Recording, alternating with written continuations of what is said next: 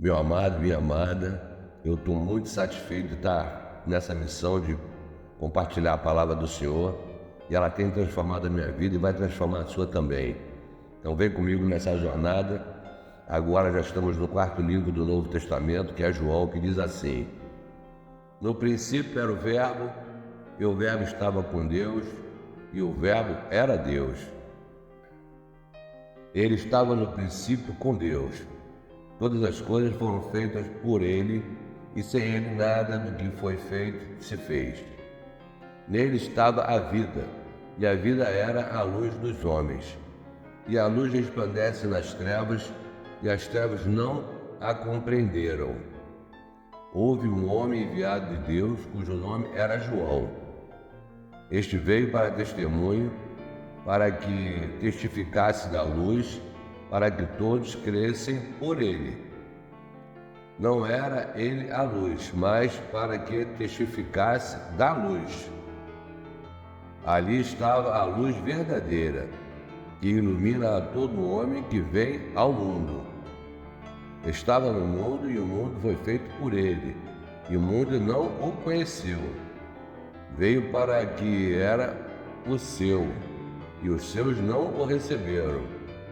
Mas a todos quantos o receberam, deu-lhes o poder de serem feitos filhos de Deus, aos que creem no seu nome, os quais não nasceram do sangue, nem da vontade da carne, nem da vontade do homem, mas de Deus.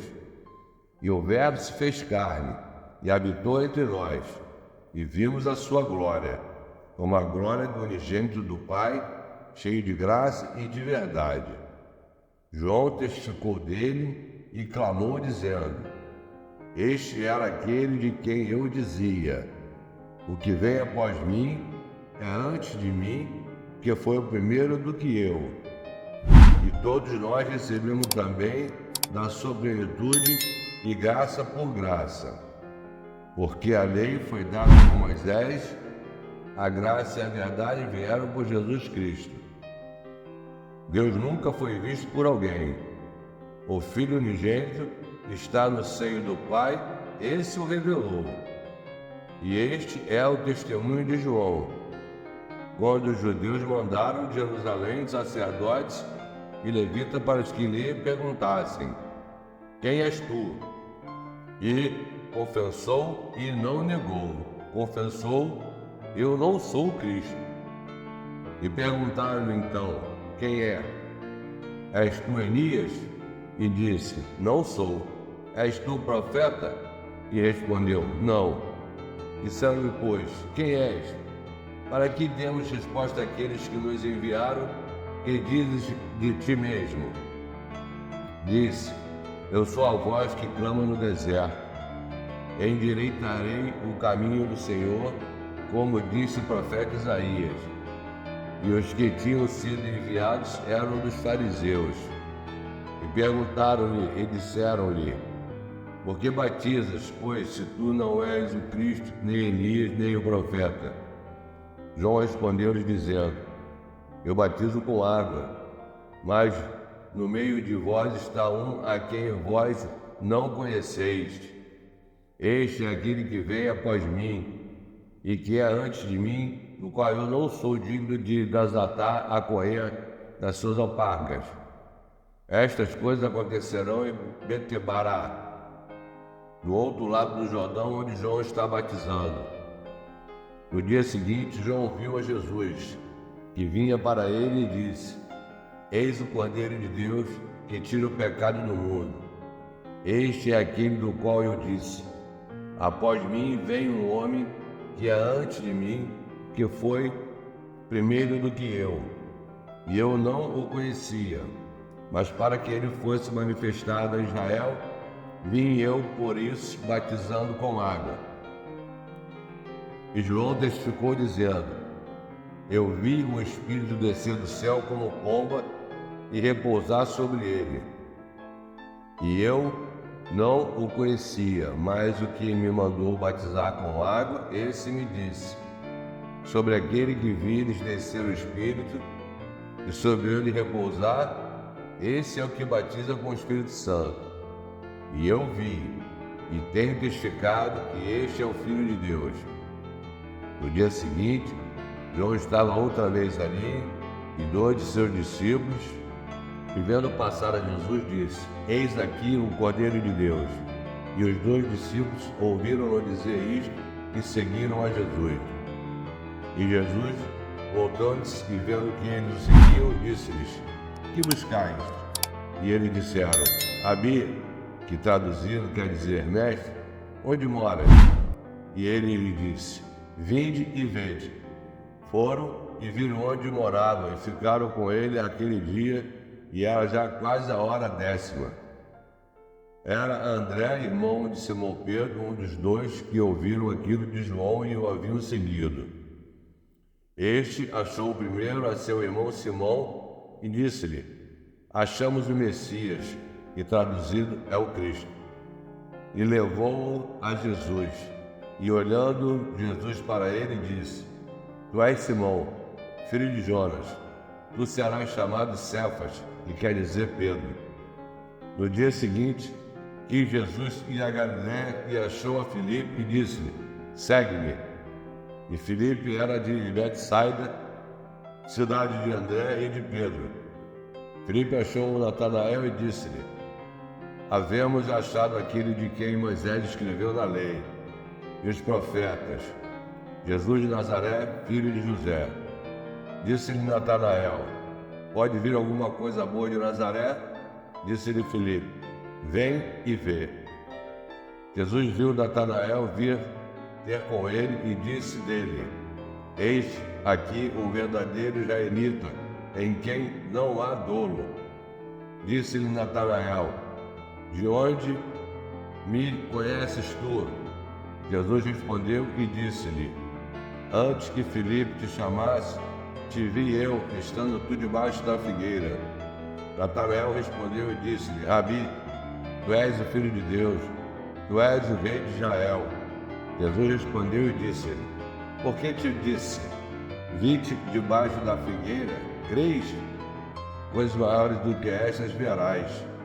E disse-lhe: na verdade, vos digo que daqui em diante vereis o céu aberto e os anjos de Deus subindo e descendo sobre o Filho do Homem.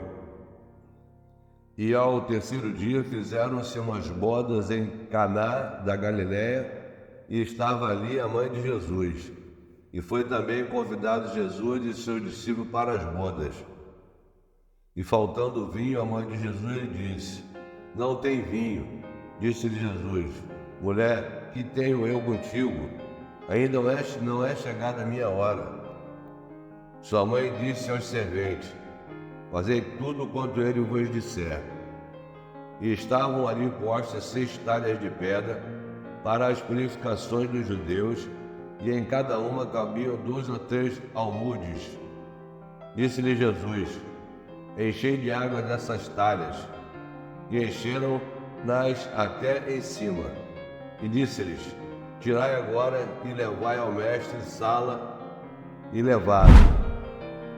E logo que o mestre-sala provou a água feita vinho, não sabendo de onde viera, se bem que não sabiam os serventes que tinham tirado a água, chamou o mestre-sala ao esposo e disse-lhe: Todo homem põe primeiro o vinho bom, e quando já tem bebido bem, então o inferior.